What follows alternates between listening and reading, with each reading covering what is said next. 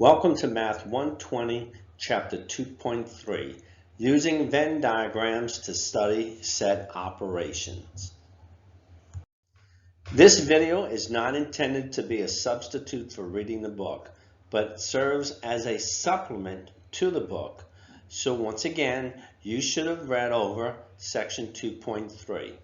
Upon completion of this section, you should understand the following.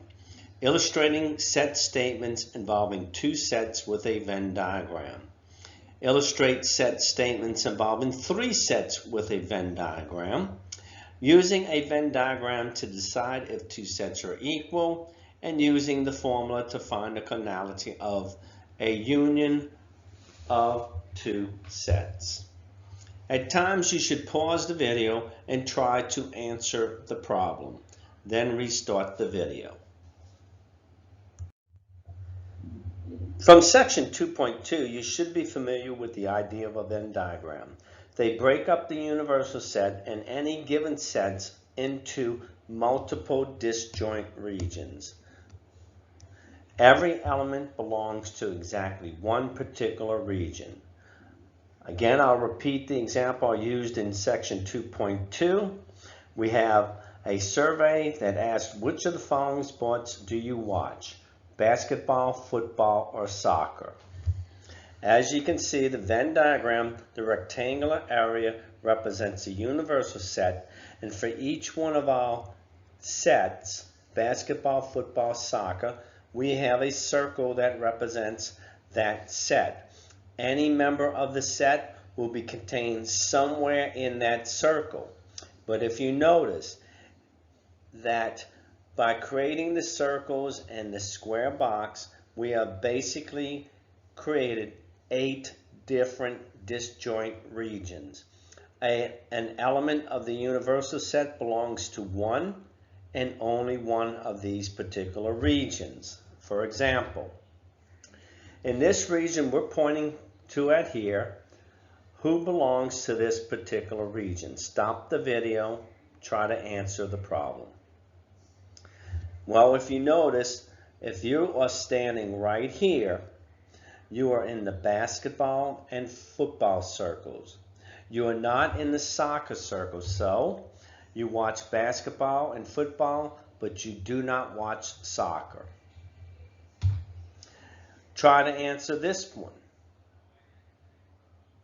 If you're standing in this region, notice you're in the football circle, but you're not in the basketball or soccer circles, so you are only watching football. Again, pause the video, try to explain who belongs to this particular region.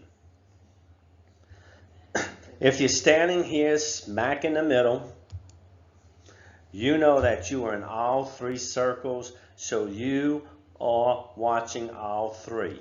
You are in the basketball, you are in the football, and you're in the soccer circle.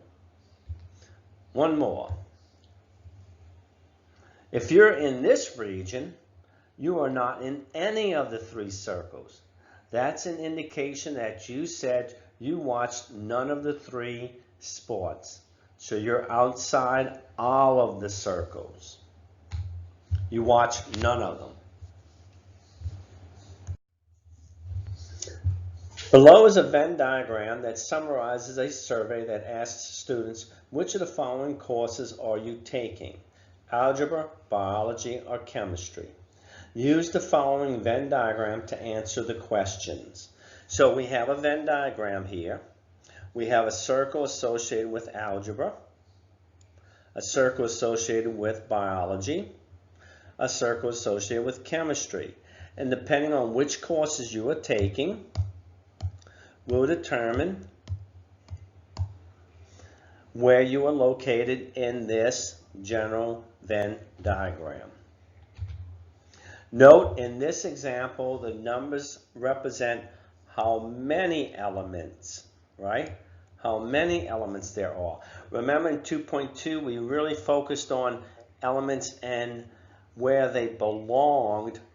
Here, we only are counting the number of elements. The context of the problem will determine if we're working with the elements or how many elements. So let's try to answer our first question. Pause the video. Determine the number of students surveyed. Well, the number of students surveyed is simply the universal set. Each of these regions is disjoint. So an individual belongs to one and only one region. That allows us to simply add up all of these numbers. 7 plus 3 plus 2 plus 5 plus 3 plus 4 plus 1 plus 8. When you add up all of these numbers, you get 33. So there were a total number of 33 students surveyed. Pause the video and try this one. Determine the number of students taking algebra. Well, if you're taking algebra, you must be in the algebra circle. Once again, we're counting how many. So we have 3 plus 2 plus 3 plus 4, and we have 12. Our next question. Determine the number of students that have taken biology. If you're taking biology, you have to be in this circle. Well, add up those numbers. 2 plus 5 plus 4 plus 1 adds up to 12.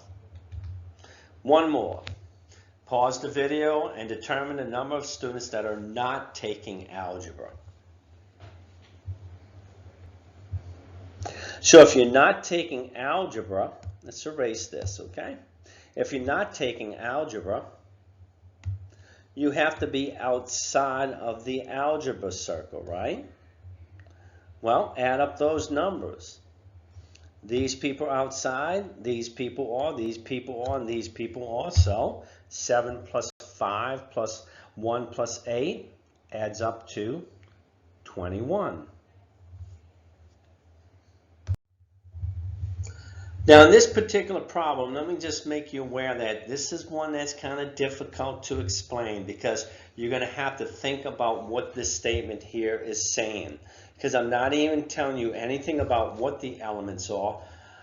I'm just giving you a Venn diagram and you're supposed to shade in the region that represents this particular statement. I can only say that you have to remember that union means join them together. Complement means to take the opposite.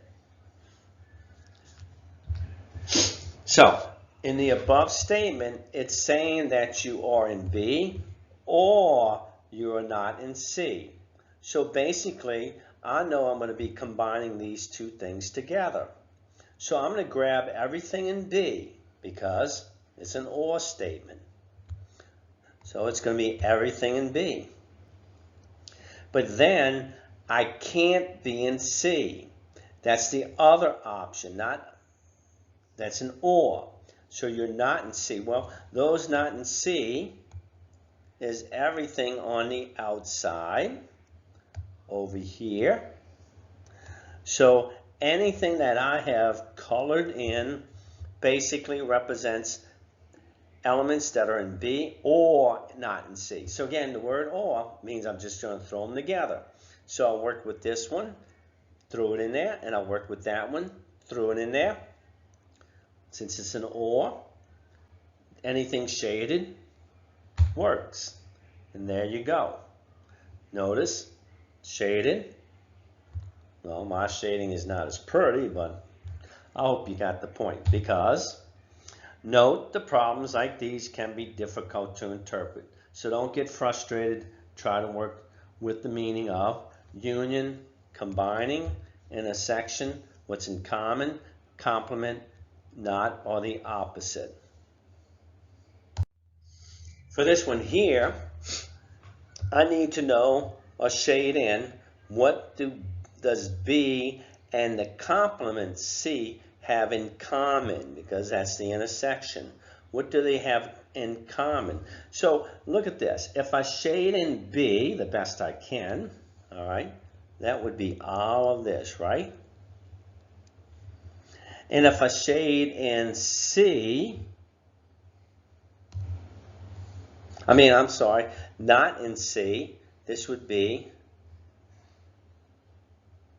all of this, right?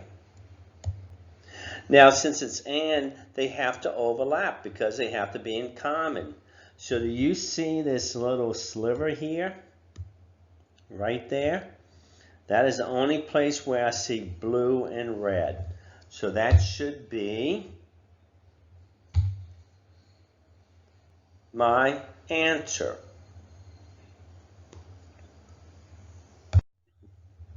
But of course, they can get difficult. So let's look at this particular problem.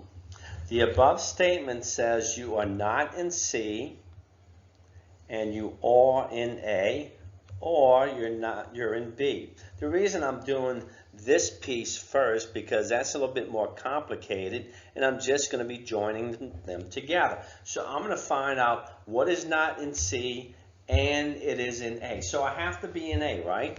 So I have to be in A, but I also can't be in C. So being in A and not in C would be all of this right here, correct?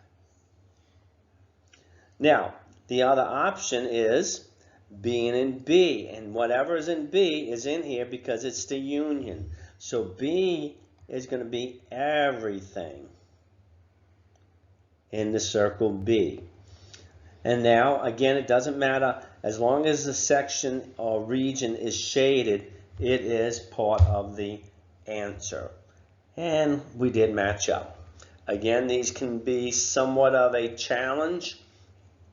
I can't really give you anything more than, just try to work with the terminology and the meaning of these operators.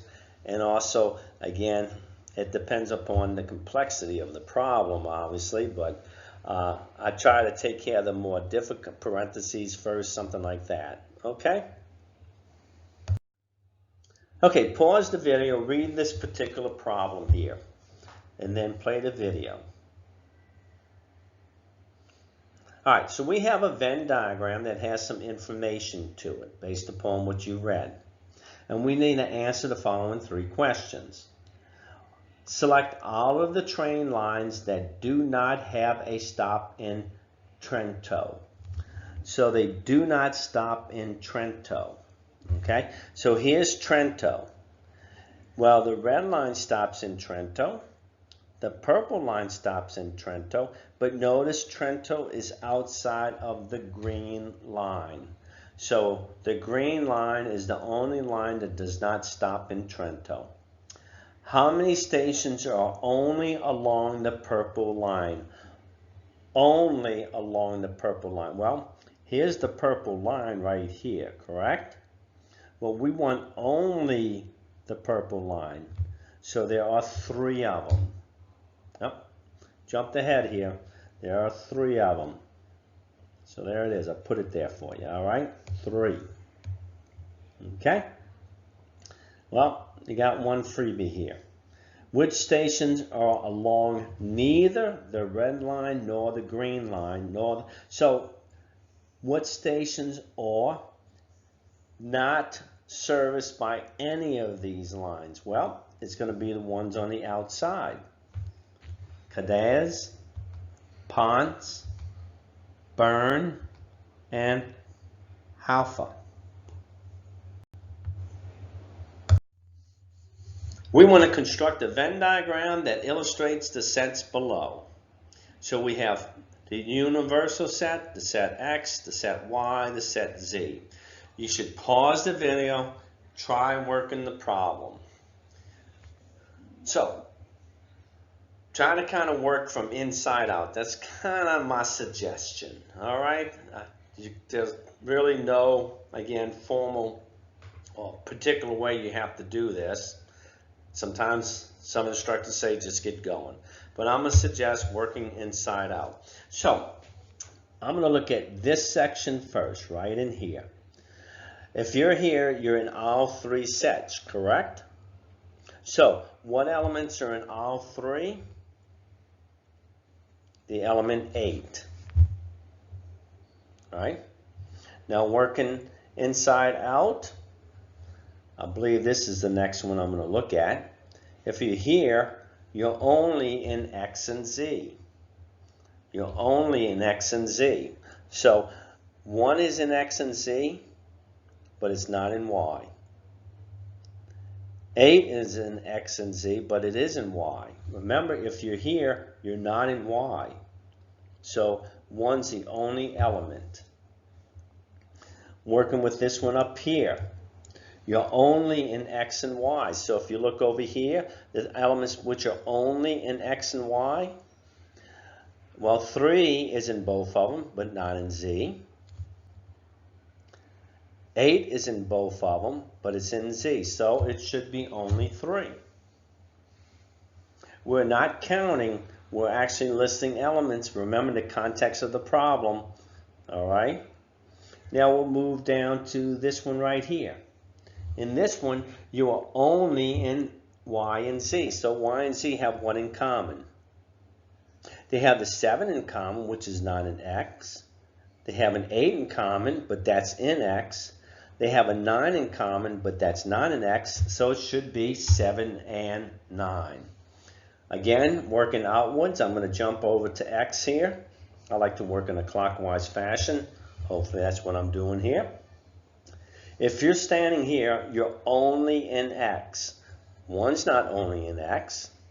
3 isn't. 6 is only in X, and so it's only 6 because 8's in all 3 of them. Moving on, you're only in Y. If you're only in Y, it can't be a 3. 4. The 7's not, the 8's not, and the 9's not, so only 4. Going down to the bottom one here, you're only in Z.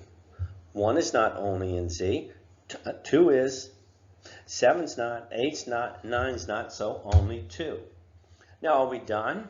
No, we're not, because we have to identify those that are not in any of the 3. Well, let's start at that's where we go to the universal set. We have 1, it's accounted for. 2's accounted for. The 3's accounted for. The 4 is. I don't see the 5. The 6 accounted, the 7 is accounted for, the 8 isn't enough. So 5 is the only element that is not in any of the 3 circles. So again, I suggest working inside out, and you have to explain to yourself, if you're standing right here, you need to say, where are you? I'm in X and Z, not in Y. I'm in all 3. You know what I mean, right? Moving on. Well, this was a short, quick video. Hopefully it helps. Again, 2.3. There's my email. Any questions? Thank you.